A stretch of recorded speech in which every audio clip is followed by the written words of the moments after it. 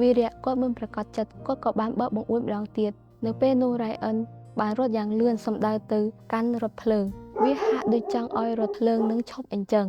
នាងខ្ញុំសូមគោរពជម្រាបសួរដល់ពុកម៉ែបងប្អូនទាំងអស់គ្នានៅថ្ងៃនេះដែរនាងខ្ញុំមានរឿងខ្លីមួយដើម្បីមកនិយាយចែកជូនដល់ពុកម៉ែបងប្អូនទាំងអស់គ្នាមានបុរសម្នាក់ឈ្មោះវីរៈក៏បានធ្វើដំណើរទៅផ្សារក៏ជួបប្រទះនឹងសាច់ឆ្កែមួយក្បាលកំពុងតែ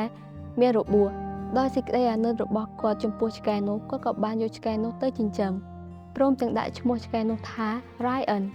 មិនយូរប៉ុន្មានសាច់ឆ្កែនោះក៏ជាសះស្បើយហើយវីរៈក៏បានដោះលែងឆ្កែនោះឲ្យទៅជួបនឹងម្ចាស់របស់វាវិញ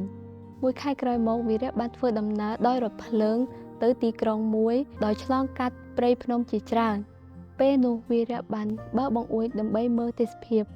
ស្រាប់តែបានឃើញឆ្កែមួយក្បាលកំពុងតែរត់មកជិតផ្លូវរទេះភ្លើងដែលឆ្កែនោះមើលទៅហាក់ដូចជា Ryan ដែលគាត់បានជួបពីមុនមកវីរៈគាត់មិនប្រកាសចិត្តគាត់ក៏បានបើកបង្អួចម្ដងទៀតនៅពេលនោះ Ryan បានរត់យ៉ាងលឿនសម្ដៅទៅកាន់រថភ្លើងវាហាក់ដូចចង់ឲ្យរថភ្លើងនឹងឈប់អញ្ចឹងស្រាប់តែមានអ្នកដំណើរម្នាក់ទៀតកំពុងតែអង្គុយអានកាសែតនៅក្នុងរថភ្លើងនៅចុងក្រោយគេបង្អស់ហើយក៏បានបោះកាសែតនោះទៅក្រៅបង្អួចភ្លាមនោះឆ្កែបានបង្វិលរត់តាមកាសែតហាក់ដូចជាចង់ដឹងព័ត៌មានថ្មីអញ្ចឹងបន្តិចក្រោយមកក៏មានអ្នកបម្រើរថភ្លើងមកឈរជិតវីរៈខណៈពេលដែលពួកអ្នកដំណើរកំពុងតែមើលទៅកាន់ឆ្កែនោះវីរៈក៏បានសួរទៅកាន់អ្នកបម្រើរថភ្លើងនោះថាតើលោកស្គាល់ឆ្កែនោះទេបុរសនោះឆ្លើយថាបាទ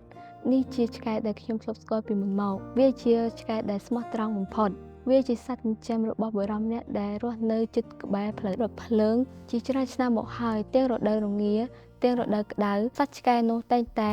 រត់តាមរថភ្លើងដើម្បីយកកាសែតទៅឲ្យម្ចាស់វាមិនដែលឲ្យខកខានថ្ងៃណាម្ដងឡើយឮដូច្នោះវីរៈក៏សួរអ្នកបម្រើរថភ្លើងនោះម្ដងទៀតថាបើយោងទៅតាមរដូវរងាធ្លាក់ព្រើតើឆ្កែនោះអាចនឹងយកកាសែតនឹងទៅឲ្យម្ចាស់វាបានទេបុរសនោះឆ្លើយតបវិញថាវាមិនដែលធ្វើឲ្យខកខានម្ដងណាឡើយ